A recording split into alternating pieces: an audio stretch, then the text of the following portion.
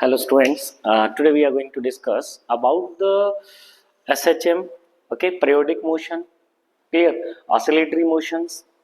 चलिए, so as you know about the periodic motion,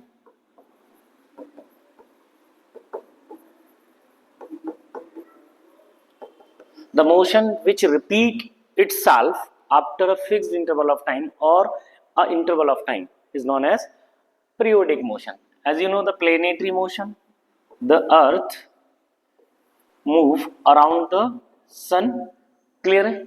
Okay, and the clock ends move, okay, clock ends move करते हैं बेटा, एक periodic motion है, right?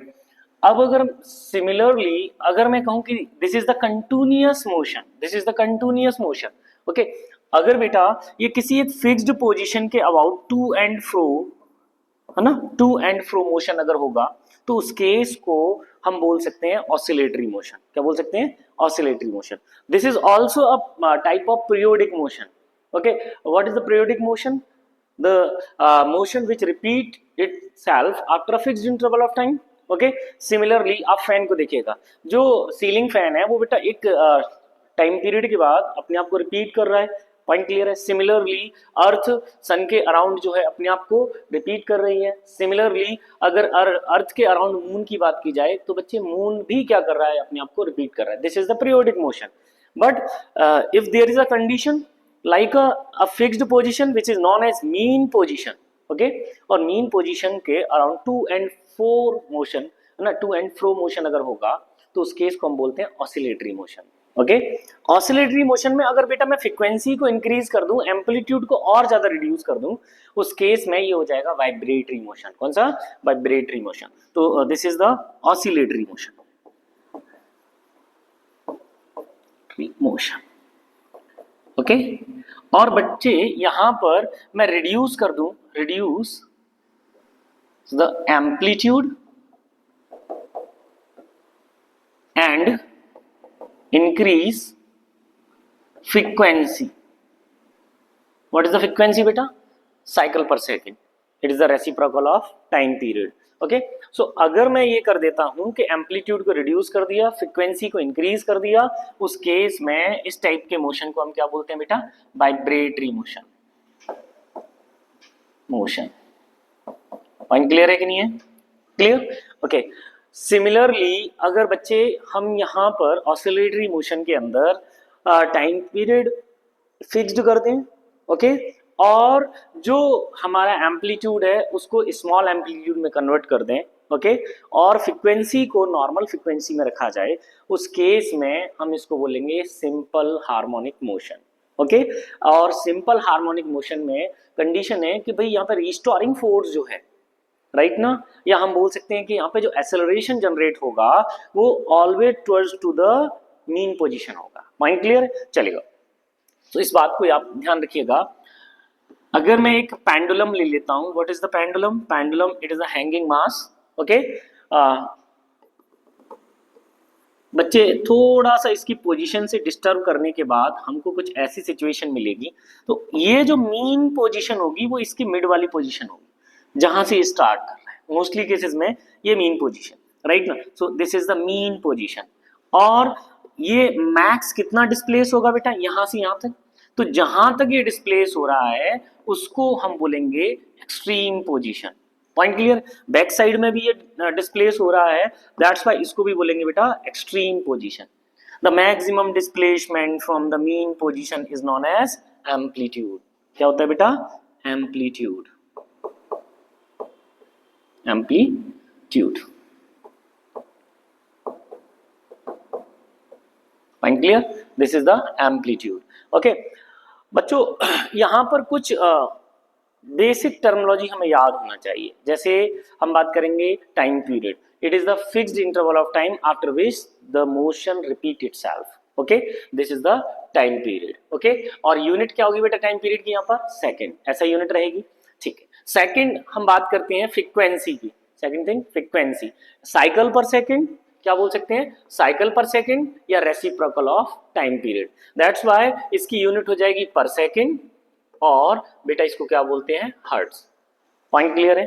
Okay, next हमारे पास आ जाती है डेफिनेशन एम्पलीट्यूड की, ठीक है। It is the maximum displacement from the mean position, right. So this is the amplitude, तो हम इसको क्या बोल सकते हैं, मैक्स डिस्प्लेसमेंट।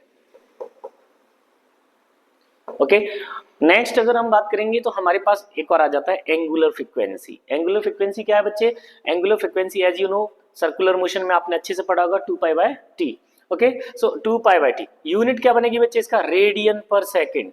ओके, अच्छा, डायमेंशनलेस फॉर्म, इसका डायमेंशनल फार्मूला जो आता है वो m0L0t⁻⁻1। रेडियन का डायमेंशन फार्मूला नहीं होता। क्लियर है कि नहीं? ये चीज आपको ध्यान रखना है।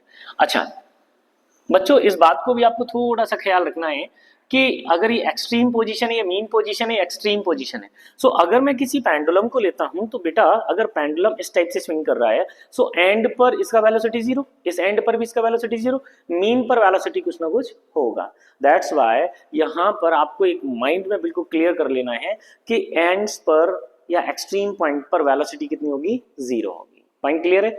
और मीन पोजीशन पे वेलोसिटी मैक्स होगी, ठीक है। उसे हम फार्मूलेशन के थ्रू भी देख लेंगे। Point clear?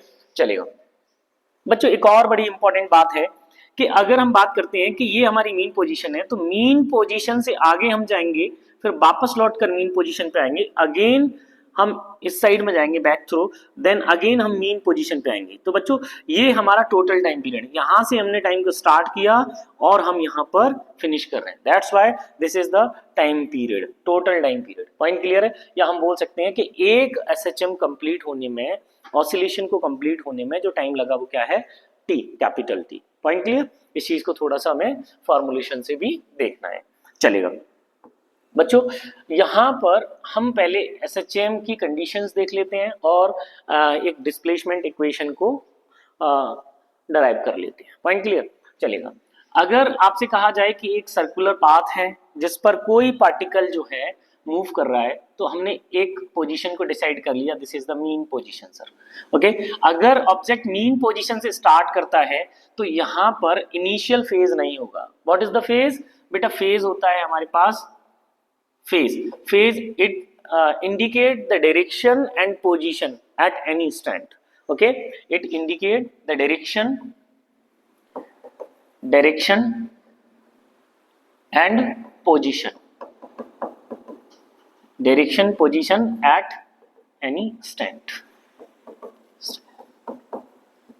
Point clear? किसी इंस्टेंट पर, किसी भी पर्टिकुलर टाइम पीरियड पर पोजीशन और डायरेक्शन को रिप्रेजेंट करेगा, वही क्या है हमारे पास? फेज है।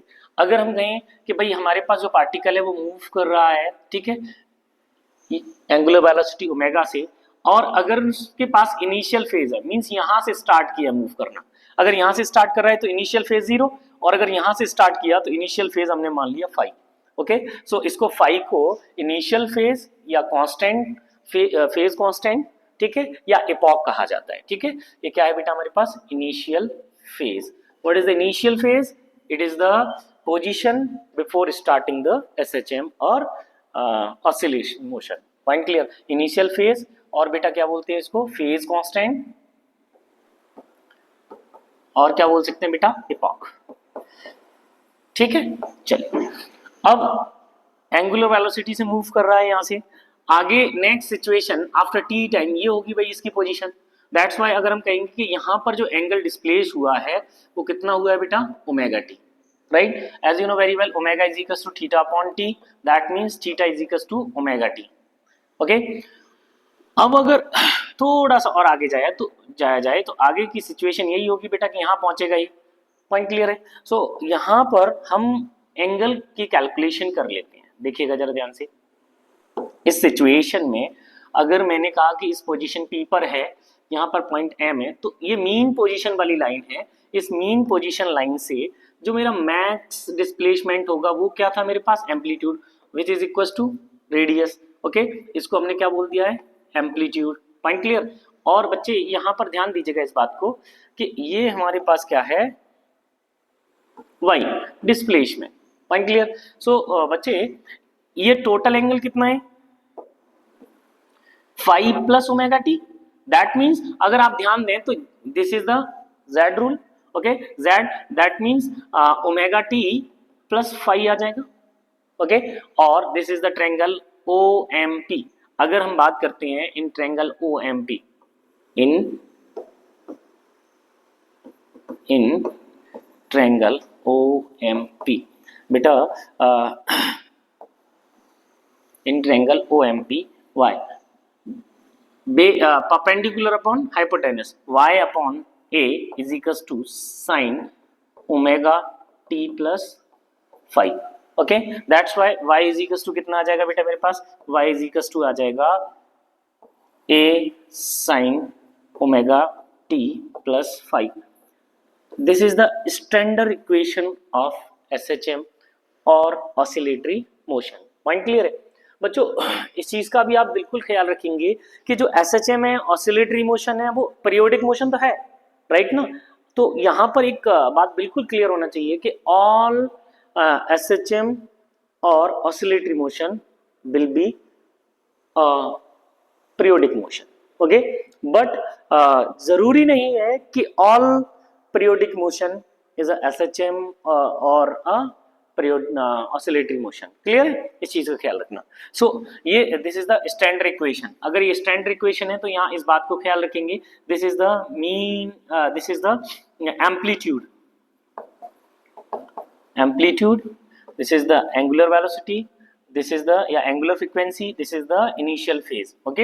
यहाँ से क्वेश्चन आ जाता है, आपको कई बार क्वेश्चन पूछ लेते हैं, ठीक है, कि एम्पलीट्यूड क्या है। एक इक्वेशन गिवन होगी, वहां से हमें एम्पलीट्यूड पूछ लिया जाएगा, टाइम पीरियड पूछ लिया जाएगा। क्लियर है? तो इसको थोड़ा सा आप ध्यान रखिएगा। जैसे आपसे यहाँ पे कहा जाए कि if y is equals to 10 sin pi t plus pi by 6, okay, this type की इक्वेशन दी है और आपसे पूछा है एम्पलीट्यूड। तो बच्चे एम्पलीट्यूड कितना है? सो ए का वैल्यू किसके इक्वल हो जाएगा बेटा? 10 के। कंपेयर कर दो amplitude, this is the amplitude, okay. और अगर ये SI यूनिट में है सारा, तो यहाँ पर बोल सकते हैं इन SI unit, okay, SI unit. That means जो हमारे पास एम्पलीट्यूड है वो 10 मीटर की फॉर्म में होगा, ओके। अगेन अगर मैं ओमेगा की बात करता, तो ओमेगा को कंपेयर करो बेटा, कितना आ गया मेरे पास? पाई। और as we know very well omega is equals to 2 pi by t, that means pi. और बच्चे इसको पाई से पाई कट कर देंगे, टी इज इक्वल्स टू कितना आ गया? 2 सेकेंड। पॉइंट क्लियर है? 2 सेकेंड, राइट। अगर बच्चे यहाँ पे फेज के बारे में बात किया जाए, टाइम पीरियड हमने निकाल लिया, ठीक है, एंगुलर फ्रिक्वेंसी से, ठीक है। और अगर हमको यहाँ पे बोला जाए initial phase, so initial phase 5 is equals to pi by 6। Clear है? चलिएगा, वेरी गुड। अगेन अगर हम आगे चलते हैं, so as we know y is equals to a sin omega t plus 5, okay. यहाँ पर this is the displacement equation. अगर बच्चे इसको डिफरेंशिएट कर दिया जाए तो उस केस में क्या होगा कि हमारे पास वेलोसिटी आ जाएगी with respect to time. Differentiate कर देते हैं इसको एक बार। सो बच्चे डिफरेंशिएशन करने पर हमारे पास क्या आएगा? A omega cos omega T plus 5, okay. कैसे डिफरेंशिएट किया बच्चे? सो आप अच्छे से जानते हैं कि y is equals to a sin omega T plus 5 की सिचुएशन है। सो आप जब फर्स्ट डिफरेंशिएट करेंगे, सो आपने कांस्टेंट को तो सेपरेट रखा, मल्टीप्लाई में कांस्टेंट है, सो भाई इसका तो कुछ होगा नहीं, कांस्टेंट कांस्टेंट ही बना रहेगा। लेकिन साइन का क्या हो जाएगा बच्चे यहाँ पे? कॉस। और जो एंगल है वो भी उतना ही सेपरेट रहेगा। लेकिन हमको डिफरेंशिएशन किसके रेस्पेक्ट में करना है? टाइम के। सो हम देखेंगे कि टाइम के रेस्पेक्ट वाली वैल्यू कहाँ पर है, या टाइम से इंगेज वैल्यू कौन सी है? Omega T. मतलब हमें एंगल तक इसको डिफरेंशिएट करना होगा। सो फर्स्टली हमने जो मल्टीप्लाई में वैल्यू थी उसको हमने सेपरेट किया, साइन का कॉस ओमेगा टी कर दिया। अब बचा क्या? एंगल। अब इसको भी हमें क्या करना पड़ेगा? डिफरेंशिएट। तो ओमेगा टी का ओमेगा और फाई कांस्टेंट होने की वजह से 0, दैट मीन्स हमारे पास ओमेगा बाहर आ जाएगा, A omega cos omega T plus 5। This is the differential of given equation. Clear है? This represent the velocity of the particle. Point clear? Again बच्चों इस बात को ध्यान रखें कि हम मैथमेटिक्स की इक्वेशन को थोड़ा सा यूज करते हैं। तो बताइएगा cos ओमेगा टी प्लस 5 को अगर साइन की फॉर्म में कन्वर्ट करना है तो बेटा sine square theta plus cos square theta is equals to 1। Point clear? वहां से हम cos थीटा को निकालते हैं तो root under root 1 minus sine square theta आता है। क्लियर? सो बेटा हमारे पास ये क्या हो जाएगा, omega a root under root 1 minus sine square omega T plus 5 लिखा जा सकता है इसको। Point clear? अब क्या हुआ भाई, एम्पलीट्यूड को इनसाइड इंसर्ट करते हैं हम लोग इसमें। So A square minus A square sine square omega T plus 5। ध्यान दीजिएगा थोड़ा सा, यहाँ पर हमारे पास क्या हुआ, यहाँ पर जो ए साइन थीटा है या इसका स्क्वायर है, तो इसकी वैल्यू हमारे किसके इक्वल है बेटा, y के इक्वल है। दैट मीन्स मैं यहाँ पर A square sine square omega T की जगह बाई पुट कर सकता हूँ, बाई स्क्वायर आ जाएगा। That means velocity is equal to आ गया बेटा मेरे पास omega root under root A square minus y square. Clear है? ध्यान रखना इसको, ठीक है, वेरी वेरी इंपॉर्टेंट फॉर्मूला है। अच्छा नेक्स्ट, अगर यहाँ पे आप ध्यान दें तो v का मैक्स वैल्यू कितना हो सकता है, जहां पर cos omega T plus 5 max okay. ओके, cos ओमेगा टी प्लस 5 का मैक्स वैल्यू कितना है, 1 है सिंगल। तो दैट मीन्स v मैक्स अगर मैं यहां से निकालना चाहता हूं तो मेरे पास आ जाएगा a omega. Very very important formula, ठीक है। सिमिलरली बच्चों आपको अच्छे से मालूम है कि there is a two positions, extreme position and mean position. Okay, if mean position there, then mean position के लिए y is equal to 0। That means v is equal to कितना आ जाएगा बेटा, v is equal to a omega. कितना आ जाएगा, a omega, which is the max value. Okay, और if there is a extreme position, okay, so y is equal to कितना होता है बेटा, a। दैट मीन्स एक्सट्रीम पर y की वैल्यू a की इक्वल होगी, a square minus a square equal to 0। That means v is equal to 0 value. Point clear है? तो हम ये कह सकते हैं, अभी मैंने आपको बताया कि एक्सट्रीम पोजीशन पर जब ऑब्जेक्ट पहुंचता है तो उस केस में उसकी वेलोसिटी 0, मिड पोजीशन पे वेलोसिटी मैक्स, एक्सट्रीम पर अगेन 0। क्लियर? गुड, आगे चलते हैं बच्चे। हम अगेन इस इक्वेशन को, जो वेलोसिटी इक्वेशन मेरे पास आई है, उसको टाइम के रेस्पेक्ट में अगेन एक बार डिफरेंशिएट और करते हैं बच्चे। तो डिफरेंशिएट करने पर हमको क्या मिलेगा, देखते हैं इसको। सो डिफरेंशिएट करते हैं, del v by del t. Okay, this is represent the acceleration. Okay, acceleration कितना हो जाएगा, माइनस का a है ना, omega square sine omega T plus 5। Okay, so a sine omega T plus 5 को हम क्या लिख सकते हैं बच्चे, हम इसको लिख सकते हैं displacement y। This is the acceleration. Okay, this is the acceleration. Point clear है? सो बच्चों अगर मैं अगेन आपसे कहता कि sir acceleration at mean position, so mean position पे y का value 0, that means a acceleration equals to 0।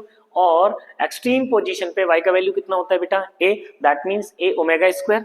Okay, अच्छा इंपॉर्टेंट पॉइंट एक और बड़ा यहाँ पे आता है, इंटरेस्टिंग पॉइंट है कि ये माइनस साइन किसको इंडिकेट करता है, तो this indicate the direction of acceleration during the SHM और oscillatory motion. okay, or this indicate the direction of acceleration always towards the mean position। Point clear? तो इस चीज का थोड़ा सा ख्याल रखिएगा। इट रिप्रेजेंट और indicate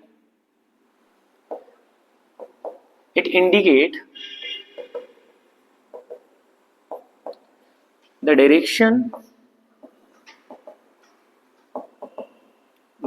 of acceleration, okay, always towards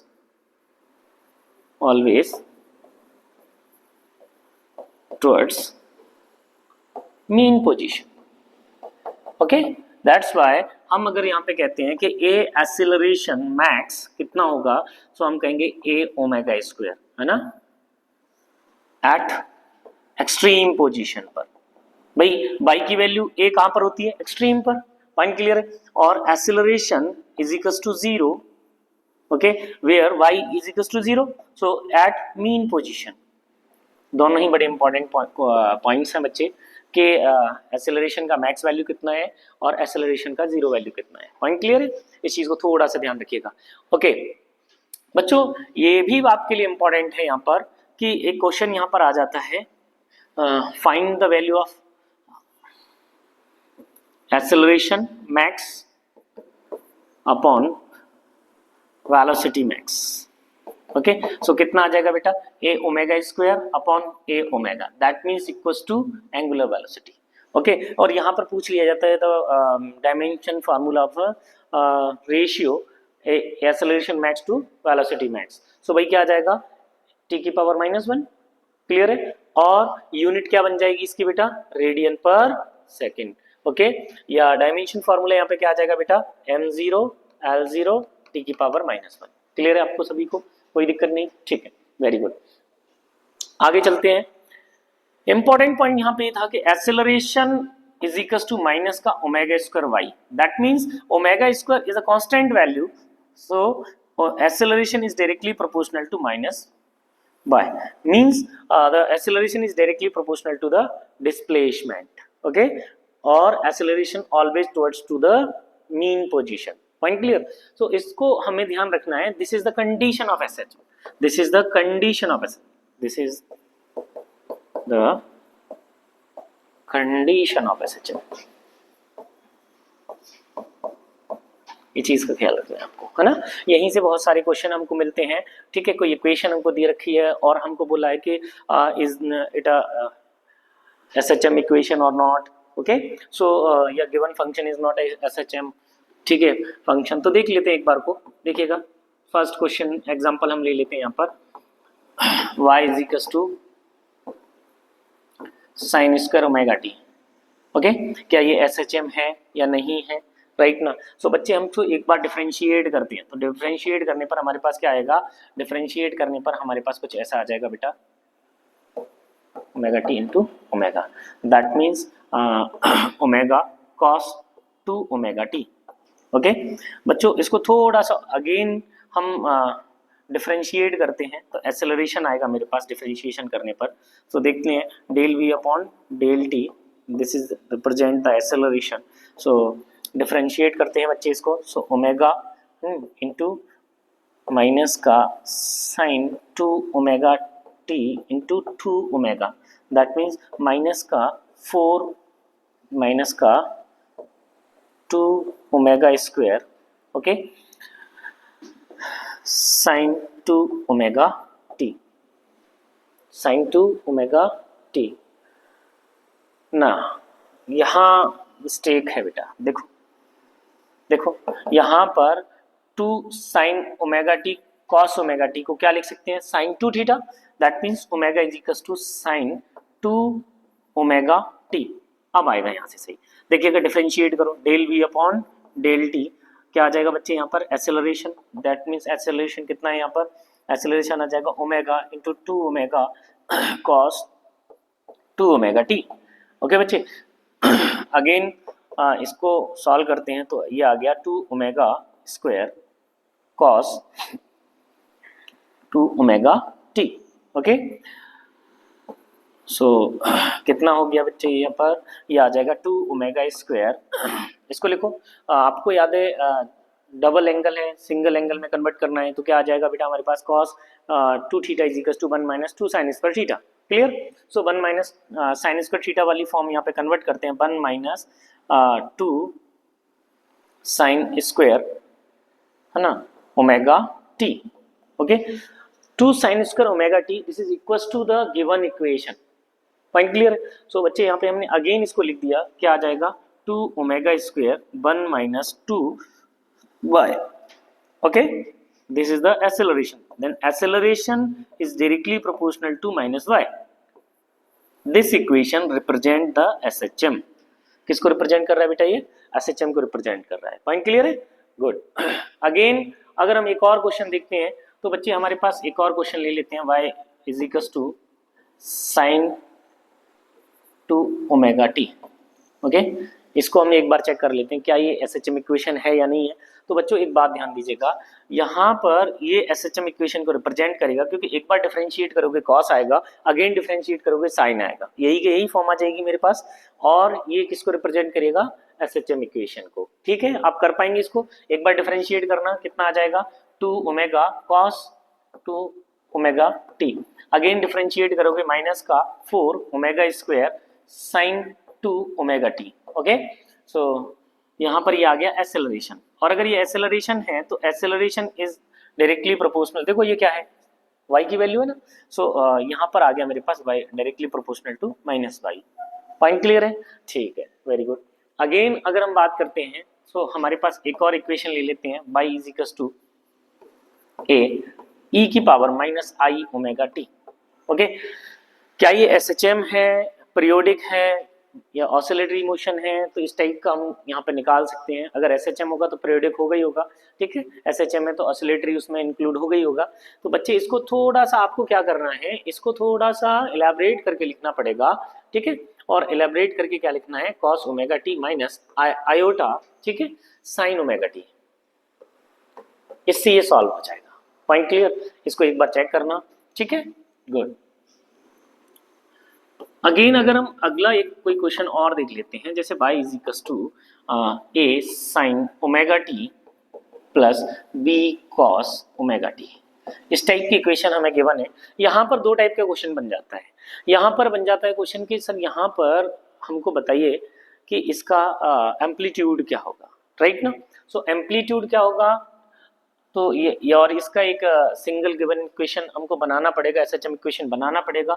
so y is equal to कितना आ जाएगा बेटा, a। ओके, अगर मैंने क्या किया यहाँ पर, a कंसीडर करते हैं, a is equal to a cos phi. Okay, देखिए यहाँ पर अगर cos होगा यहाँ साइन होगा, यहाँ पर cos है तो यहाँ पे साइन आना चाहिए। That means a is equal to a cos phi और b is equal to a sin five.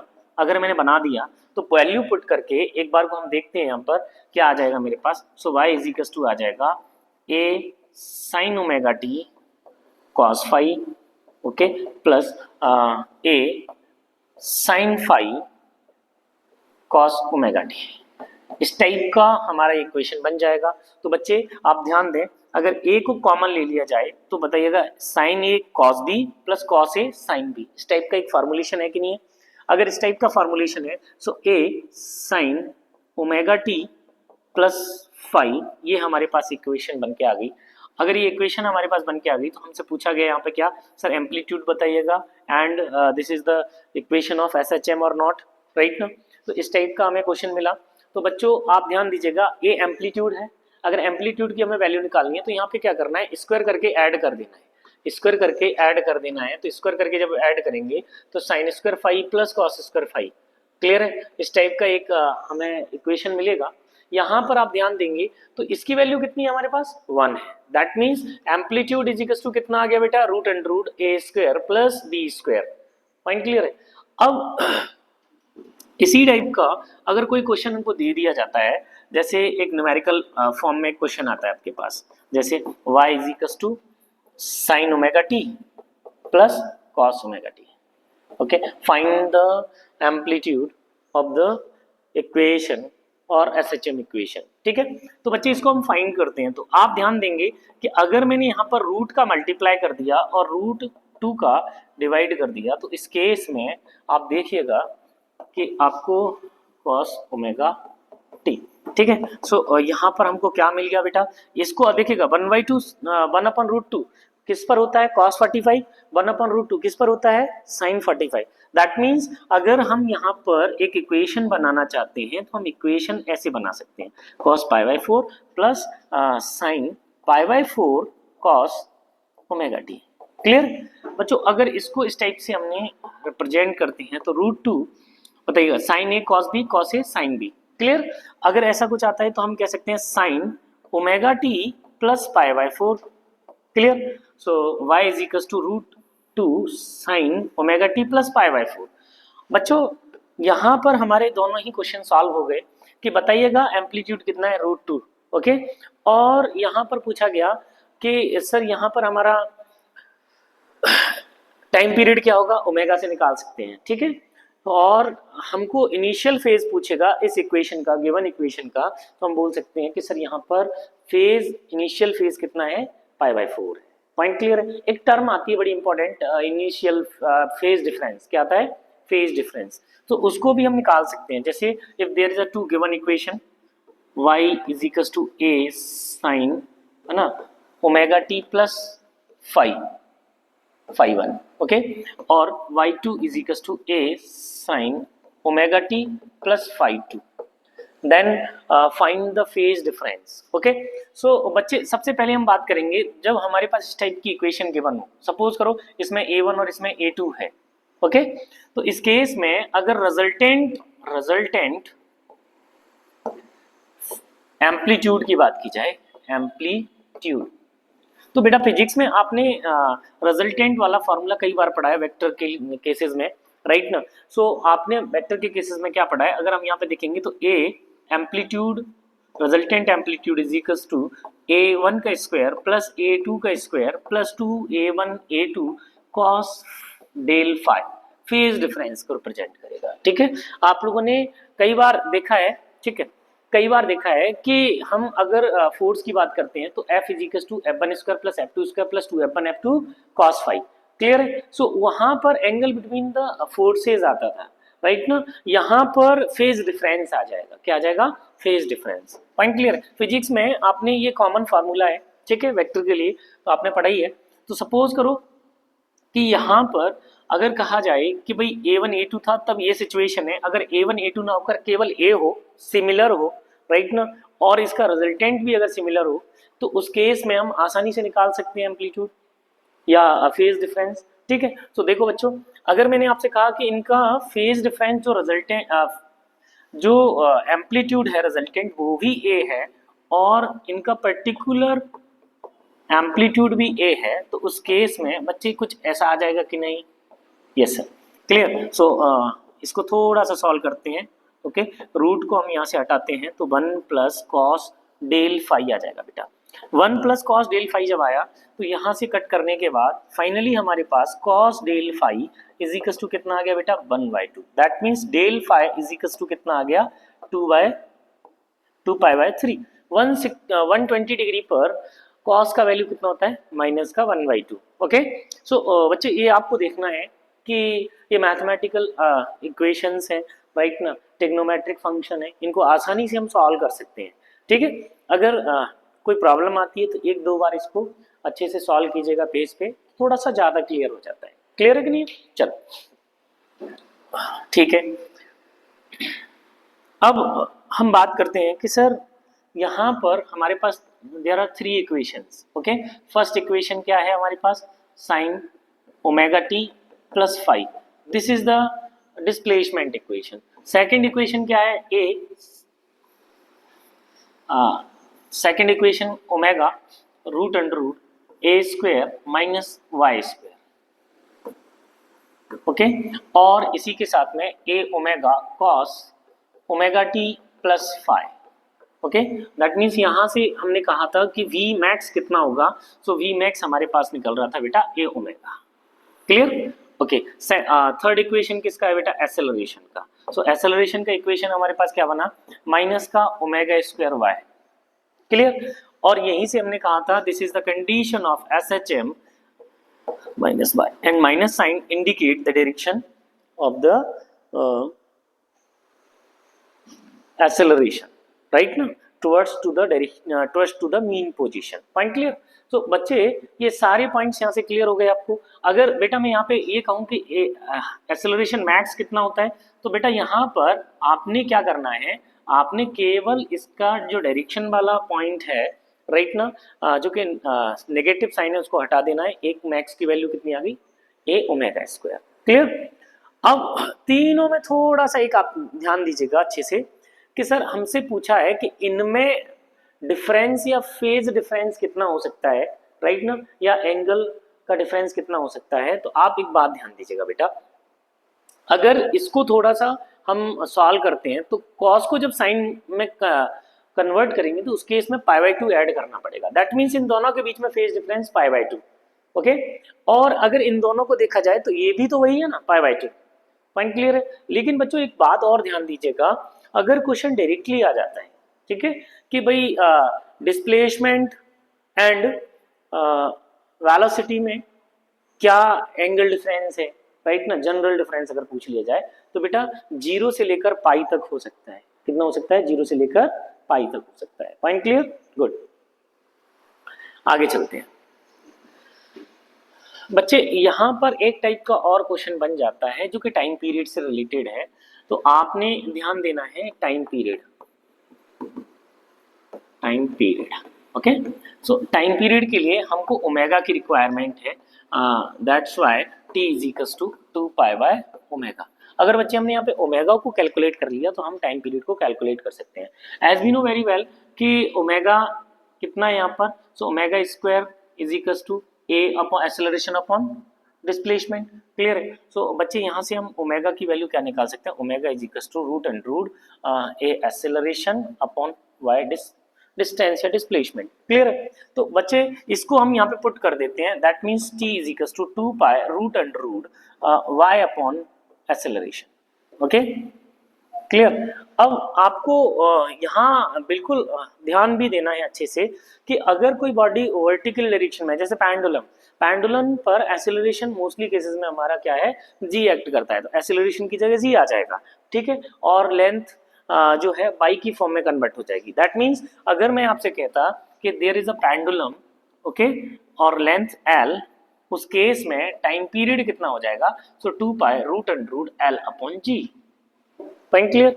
बच्चों आपने ग्रेविटेशन के अंदर भी एक क्वेश्चन पढ़ा था, time period of satellite around the earth surface. Clear? Around the earth. Clear? तो उस केस में हमने क्या पढ़ा था, उसको हमने उस केस में पढ़ा था t is equals to 2 pi root under root r upon g. Okay, here r radius of earth and g gravity of earth. Clear है? अब इसकी वैल्यू पुट करने के बाद हमारे पास इसका कितना वैल्यू आया था बेटा, हमारे पास इसका वैल्यू आया था 84.4 मिनट्स। ठीक है, याद रहे आपको।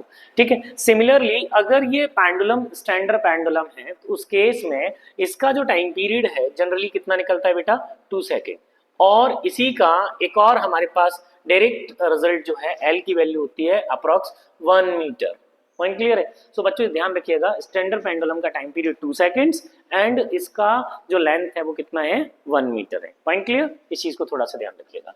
अच्छा, सिमिलरली अगर यहाँ पर स्प्रिंग पेंडुलम होता, क्या होता बेटा, स्प्रिंग पेंडुलम, तो स्प्रिंग पेंडुलम के लिए ओमेगा की वैल्यू जो कितनी आती है बेटा, सो स्प्रिंग पेंडुलम के लिए ओमेगा की वैल्यू आती है k by m. That means t is equals to हो जाता है t by root m by k. Okay, k क्या है बेटा, स्प्रिंग इंडेक्स। क्लियर है? और मास। तो आपको एक और इंटरेस्टिंग पॉइंट यहाँ पे मिल गया कि अगर हमारे पास पेंडुलम है, सिंपल पेंडुलम है, ग्रेविटेशनल इफेक्ट वाला पेंडुलम है, उस केस में time period affect by the gravity.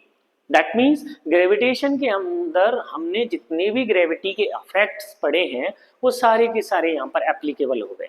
Okay, lift के अंदर अगर लिफ्ट कांस्टेंट वेलोसिटी से अप या डाउन आती है या रेस्ट के केस में होती है तब ग्रेविटी पर कोई इफेक्ट नहीं पड़ता, लेकिन अगर एक्सेलरेट होकर ऊपर जाएगी उस केस में जी प्लस है और डाउन आएगी तो जी माइनस है, मतलब जी इफेक्टिव किस में कन्वर्ट हो जाएगा बेटा, g plus a and g minus a. But उसी केसेस में अगर हमने स्प्रिंग पेंडुलम का यूज किया है, किसका यूज किया है, स्प्रिंग पेंडुलम, ठीक है, तो उस केस में ग्रेविटी का इफेक्ट नहीं होगा।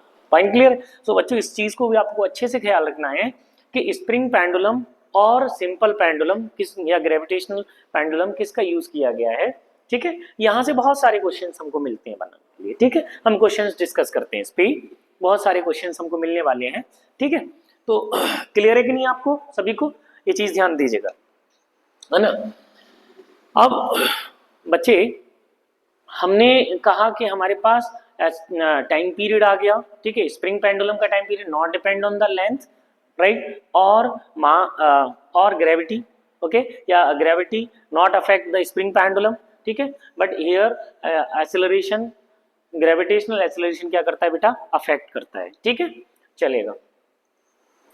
अच्छा, सिमिलर केस में हमने यहाँ पर 2 पॉइंट डिस्कस किए हैं प्रॉपर, उनके बारे में थोड़ा सा हम लिखते हैं। Time period of spring pendulum,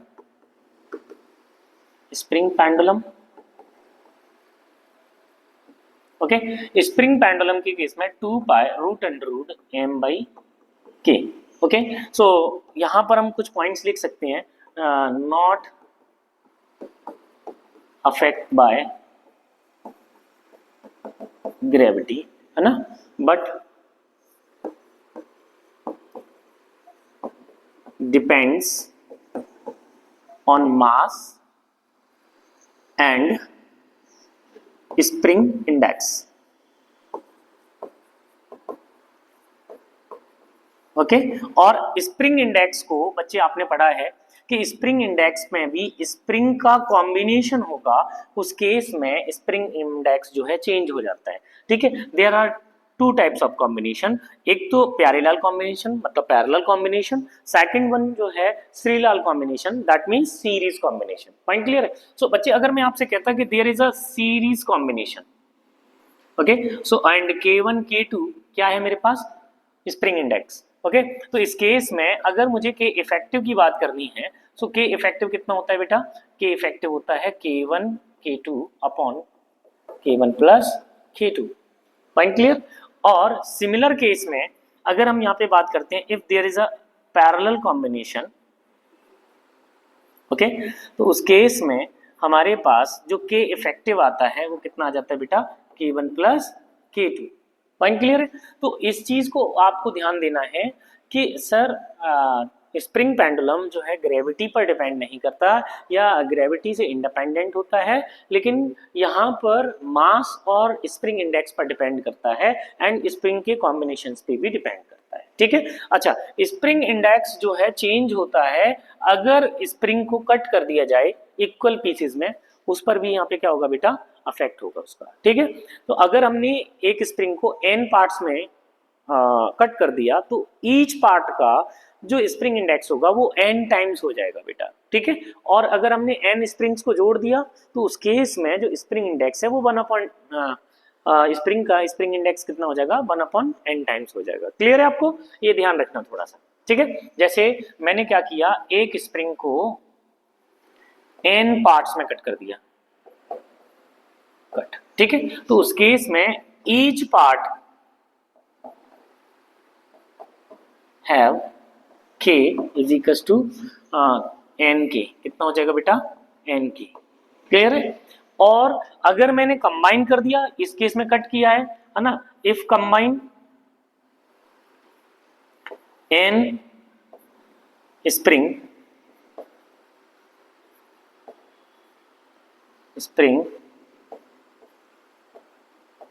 combine, then इस केस में क्या होगा बेटा? इस केस में spring index k dash is equal to k by n हो जाएगा। ठीक है, याद रहेगा? वेरी गुड, चलेगा। तो एक क्वेश्चन हम करके देख लेते हैं। ठीक है, यहाँ पर टाइम पीरियड आया है, यहाँ से हम फ्रीक्वेंसी भी निकाल सकते हैं, एंगुलर फ्रीक्वेंसी निकाल सकते हैं, टाइम पीरियड निकाल सकते हैं। ठीक है, क्योंकि reciprocal of time period is known as frequency. Okay, तो इस चीज को भी थोड़ा सा ख्याल रखिएगा, चलेगा। तो बच्चे यहाँ पर मैं आपको एक क्वेश्चन क्लियर करता हूँ, देखिएगा।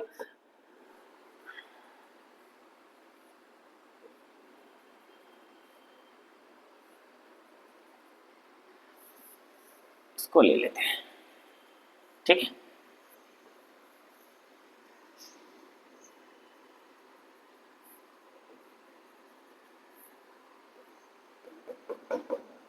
m मास का कोई एक सिस्टम है। ठीक है, there is a 2k 2k and k and 2k। Okay, ये स्प्रिंग इंडेक्स है इनके। ठीक है, तो बच्चों आप ध्यान दीजिएगा कि यहाँ पर ये क्या है? सीरीज है, और सीरीज में क्या होता है? k1 k2 upon k1 plus k2 k effective, that means 2k 2k का कितना होगा भाई? 2k 2k 4k upon 4k cut हो जाएगा, मीन्स इसका वैल्यू कितना आ गया? k आ गया। इनको हटाकर हम क्या कर सकते हैं बच्चे? यहाँ पर एक सिंगल स्प्रिंग लगा सकते हैं k का। Point clear? मास जो है उसी जगह पर आ गया m। अगेन ये दोनों कैसे हैं बेटा? पैरेलल। पैरेलल के केस में इन दोनों डायरेक्टली क्या होंगे? ऐड हो जाएंगे। दैट मीन्स यहाँ पर इन दोनों को हटाकर इक्विवेलेंट स्प्रिंग इंडेक्स कितना आ जाएगा बेटा? k। Point clear? अगेन आप ध्यान दीजिएगा कि ये कुछ ऐसा कॉम्बिनेशन बन गया, देखिएगा इसमें अगर इस पार्ट इस बॉडी को अगर इस साइड में डिस्प्लेस किया जाता है तो यहाँ पर क्या होगा? यहाँ पर टेंशन लगेगा और यहाँ पर कंप्रेशन। Point clear? मींस ये भी इस साइड में इसको पुल करेगा और ये इस साइड में इसको पुश करेगा। दैट मींस अगर मैंने इसको इस तरफ डिस्प्लेस किया तो ये पुल करेगा और ये क्या करेगा? पुश करेगा। दैट मींस ये दोनों स्प्रिंग इस केस में एक तरीके से क्या कर रही हैं? पैरेलल केस का काम कर रही हैं। तो बच्चे जब भी आपको इस टाइप का कोई क्वेश्चन दिया हो या ऐसे डायरेक्ट दिया हो या फिर इसको एक बेस बना कर दिया हो और यहाँ पे बोला हो स्मूथ, क्या, स्मूथ। उस केस में हमने क्या करना है कि इन दोनों स्प्रिंग्स को पैरेलल मानना है। क्या मानना है, पैरेलल। तो बच्चे पैरेलल मान लेंगे तो उस केस में कितना आ जाएगा भाई, इस टाइप का इसको इक्विवेलेंट बना सकते हैं हम लोग।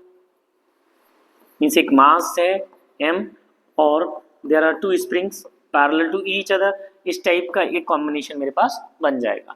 दैट मीन्स अगर यहाँ पर के इक्विवेलेंट अगर कहा जाए तो कितना हो जाएगा बेटा, 4k। दैट मीन्स अगर t की बात की जाए तो t is equal to 2 pi, m का वैल्यू कितना है m, और k इफेक्टिव कितना है बेटा 4k। This is the final answer. Okay, अगर यहाँ पर फ्रीक्वेंसी पूछता है सो 1 कर देंगे, राइट। और एंगुलर फ्रीक्वेंसी पूछता है तो angular frequency omega is equal to कितना होता था बेटा, k effective, so 4k by m। The angular frequency of this system या given system is equal to 4k by m।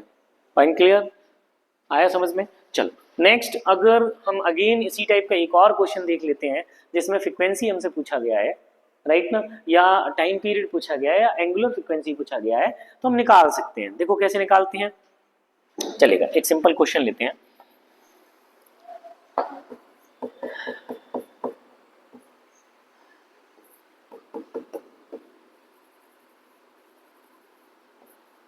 Here mass m, k and 2k, okay, या 2k both side कर देते हैं, लेकिन सेम हो जाएगा ये, ठीक है। सो इसको कर देते हैं 2k, इसको कर देते हैं 3k, ओके बच्चे। और एक और सिस्टम हम ले लेते हैं, इसमें स्प्रिंग्स लगी हैं 2k and 3k, same spring same mass but parallel combination and series combination.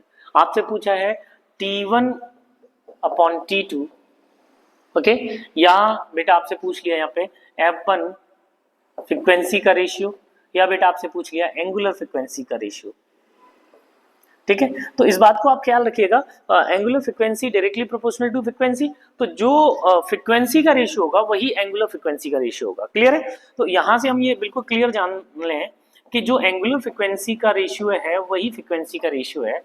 Okay, तो चलिएगा, as we know very well कि ये कौन सा केस है बेटा, सीरीज, और ये कौन सा केस है, पैरेलल। सो यहाँ पर के इफेक्टिव की अगर बात की जाए तो k1 k2, सो 2 इंटू 3 कितना हो गया 6k, और इन दोनों को ऐड करेंगे तो कितना आ जाएगा 5। पॉइंट क्लियर है। सो देखिएगा बेटा यहाँ पे ये था k1 k2 upon k1 plus k2, so k1 k2 2k into 3k 6k square और upon 5k k, that means k से k कट जाएगा, यहाँ आ जाएगा 6k बाई 5। पॉइंट क्लियर है। अच्छा, सिमिलरली इस केस में कि इक्विवेलेंट पैरेलल के केस में ये सीरियल है सीरीज कॉम्बिनेशन, ये पैरेलल है पैरेलल कॉम्बिनेशन। सो यहाँ पर कितना आ जाएगा बेटा हमारे पास, डायरेक्टली 5k आ जाएगा, ठीक है। सो यहाँ हम वैल्यू पुट करेंगे किसमें, यहाँ पर। सो एज वी नो कि 2 pi upon root and root m by k, okay, और 2 pi root and root m by k। As we know कि सर यहाँ पर जो कॉम्बिनेशन है, राइट ना, वो कॉम्बिनेशन हमको दिए हैं, बस हमको क्या करना है कि टाइम पीरियड डायरेक्टली या इनवर्सली किस टाइप से प्रोपोर्शनल है। तो बच्चों टाइम पीरियड के फॉर्मुलेशन को अगर तुम ध्यान से देखो, so time period is inversely proportional to root k, क्योंकि मास कांस्टेंट है दोनों में, 2 पाई कांस्टेंट है, तो रेशियो के केस में जो कांस्टेंट वैल्यू वो हट जाएगी यहाँ से। कुल मिला के हम यहाँ पे ये कह सकते हैं कि सर हमारे पास कुछ ऐसा रेशियो आ जाएगा k2 अपॉन k1, ओके। और अगर हम फ्रीक्वेंसीज की बात करते हैं तो फ्रीक्वेंसी में अपोजिट होता है, दैट मीन्स यहाँ पर जो रेशियो आ जाएगा वो आ जाएगा k1 upon k2। Point clear. अब बच्चों यहाँ देखिएगा, इसको हमने 1 माना, इसको हमने 2 माना, सो 6k बाई 5 और 5k, ठीक है। जब 6k बाई 5 करेंगे इस केस में तो बेटा 5 ऑलरेडी नीचे है, k से k चला जाएगा, दैट मीन्स 6 रूट के अंदर 6 बाई 25, ये मेरे पास आंसर होगा, ठीक है। सिमिलरली हमारे पास इसका आंसर क्या बन जाएगा बेटा, इसका बन जाएगा 25 बाई 6। हो गया क्लियर, ठीक है, इस चीज को ध्यान रखिएगा, 25 बाई 6, क्लियर, गुड, राइट ना, ठीक है बच्चों। अगेन अगर हम बात करते हैं कि हमारे पास एक ग्रेविटेशनल पेंडुलम है जिसका वैल्यू कितना है root and root L upon g, तो यहां से आपको ध्यान देना है the time period depends on क्या sir? Length and gravity and gravitational effect, है ना भाई, ग्रेविटी का इफेक्ट है ना, moving up down with uniform velocity. तो उस केस में जी इफेक्टिव कितना होता है बेटा? जी, राइट ना। अगर हम यहाँ पे ये कह देते हैं मूविंग अप, ठीक है, विथ ए एक्सीलरेशन, तो उस केस में g dash is equal to g plus a, right ना, जी इफेक्टिव आ जाएगा। अगर यहाँ पे क्या जाए moving down with a acceleration, then g effective कितना हो जाएगा? G minus a. Point clear है? इस चीज को थोड़ा सा ध्यान रखिएगा। अगर यहीं पे फ्री फॉल का कोई केस आता है, फ्री फॉल, तो फ्री फॉल के केस में g effective is equal to zero. कितना हो जाता है बेटा? G effective is equal to zero. अच्छा, बड़ी इंपॉर्टेंट बात यह है कि time period not depend on the mass, not depends on the mass of bob. बेटा जो पेंडुलम वाला ये पार्ट जो होता है, राइट ना, ये पार्ट, इसको हम बो बोलते हैं। इसका मास अगर एम है तो ये है हमारे पास बो, क्लियर है? और लेंथ कितनी है बेटा? एल। Point clear? तो बच्चों ये चीज आप ध्यान रखें कि time period of pendulum, right ना, time period of pendulum not depend on the mass of the bob. Okay, तो दैट्स वाई अगर पेंडुलम को हम मेटल की जगह वुड का बनाते हैं तब भी टाइम पीरियड पे कोई इफेक्ट नहीं पड़ेगा। और अगर हम टाइम यहाँ पर पेंडुलम को बच्चे प्लास्टिक का बना दिया जाए, वुड का बना दिया जाए, स्टोन का बना दिया जाए, किसी का भी बना दिया जाए, मास कितना भी कर दिया जाए, लेकिन हमारा जो टाइम पीरियड है वो only depend on the length and gravity and effect on it. Clear? तो इस चीज को थोड़ा सा हमको ध्यान रखना है अच्छे से, ठीक है? अच्छा, फ्री फॉल के केस में टाइम पीरियड कितना हो जाएगा? इन्फिनिटी, क्योंकि भाई जी इफेक्टिव क्या है यहाँ पर? जी की जगह जी इफेक्टिव आएगा, दैट मींस इन्फिनिटी। ओके, अगर मैं फ्री फॉल के अलावा स्पेस की बात करता हूँ, अच्छा सैटेलाइट, हमको सैटेलाइट में भाई ग्रेविटी लेस कंडीशन क्यों जनरेट होती है? बिकॉज वो हमेशा क्या करते हैं? फ्री फॉल की कंडीशन में होते हैं, ठीक है? किसमें होते हैं? फ्री फॉल की कंडीशन में। दैट्स वाई स्पेस के अंदर भी पेंडुलम वाला अगर मैं क्लॉक लेके जाता हूं तो वहां पे वर्क ही नहीं करेगा, उसका टाइम पीरियड कितना होगा? इन्फिनिटी। तो बच्चे यहाँ पे ही क्वेश्चन बन जाता है कि जब हम स्पेस में जाते हैं तो हम पेंडुलम क्लॉक की जगह स्प्रिंग क्लॉक को लेकर जाते हैं। क्लियर है कि नहीं ये बात? आपको ये ध्यान होना चाहिए, ठीक है? अच्छा, ये ग्रेविटेशनल इफेक्ट हम इसमें पुट करते जाएंगे, अकॉर्डिंगली हमारे पास जो भी सिचुएशन होगी उसके अकॉर्डिंग हमारे पास आंसर आ जाएगा। क्लियर है बेटा? ध्यान रखना है इसको। अच्छा, यहां तक आ गया, ठीक। अब बात करते हैं हम लोग, ये टाइम पीरियड वाला हमारे पास कॉन्सेप्ट था जिससे बच्चों कम से कम 100+ क्वेश्चंस बन जाते हैं, ठीक है? और यही चैप्टर्स बेटा आप लोगों ने ग्रेविटेशन के अंदर भी देखा था, सिमिलर जी का इफेक्ट कैसे किस टाइप से चेंज हो रहा था। सिमिलरली एनएलएम के अंदर भी हम लोगों ने देखा कि ग्रेविटेशनल इफेक्ट की वजह से, राइट ना, या ग्रेविटी के चेंज होने की वजह से हमारे पास बहुत सारी चीजें चेंज हो रही थी। क्लियर? चलेगा, आगे चलते हैं बच्चों। अगर हम बात करते हैं energy in SHM, okay,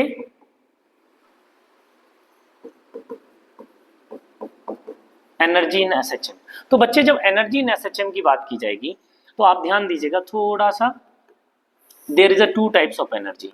okay, हम एक सिंपल पेंडुलम ले लेते हैं, उसके अकॉर्डिंगली इसको क्या करते हैं बेटा? हम फॉर्मुलेशन कर लेते हैं, ठीक है? तो बच्चे there is a 2 situations, mean position, extreme position.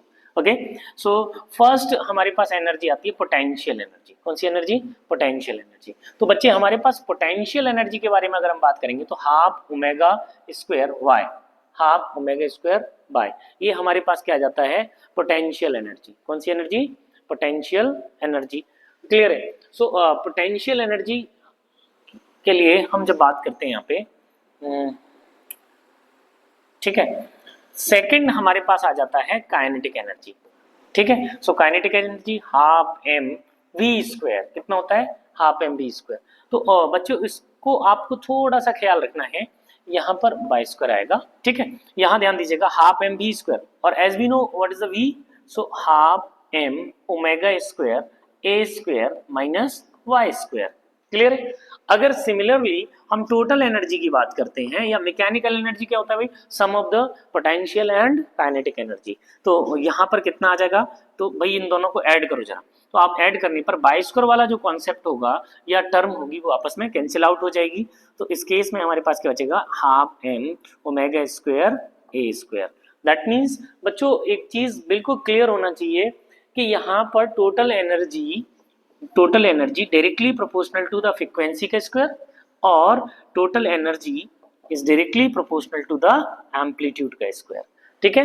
And it is always fixed, total energy हमेशा कंजर्व रहती है, बिकॉज कि भाई काइनेटिक एनर्जी पोटेंशियल में, पोटेंशियल काइनेटिक में चेंज हो सकती है। देखिएगा इसकी पोजीशन की वजह से पोटेंशियल गेन करेगा, जब वापस आएगा तो काइनेटिक, ठीक है। लेकिन यहाँ पर एक और बड़ी इंपॉर्टेंट बात है कि जो हमारी टोटल एनर्जी है वो कांस्टेंट है, बिकॉज पोटेंशियल काइनेटिक में और काइनेटिक पोटेंशियल में चेंज हो रही है, लेकिन इनका जो सम है वो ऑलवेज कांस्टेंट है।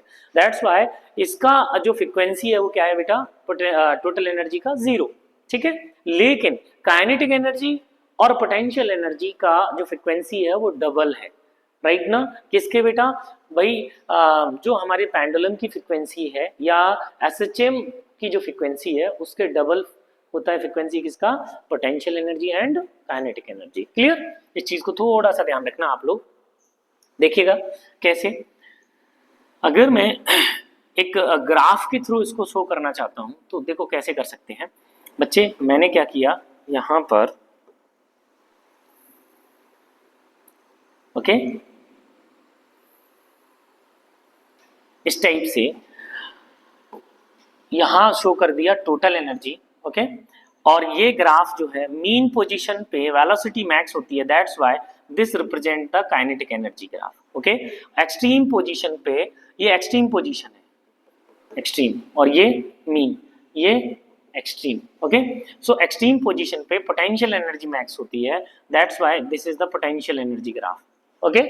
अब बच्चों आप ध्यान दीजिएगा कि यहाँ पर एक पॉइंट हमें ऐसा मिल रहा है जहां पर काइनेटिक एनर्जी किसकी इक्वल है बेटा, पोटेंशियल की इक्वल है, ओके।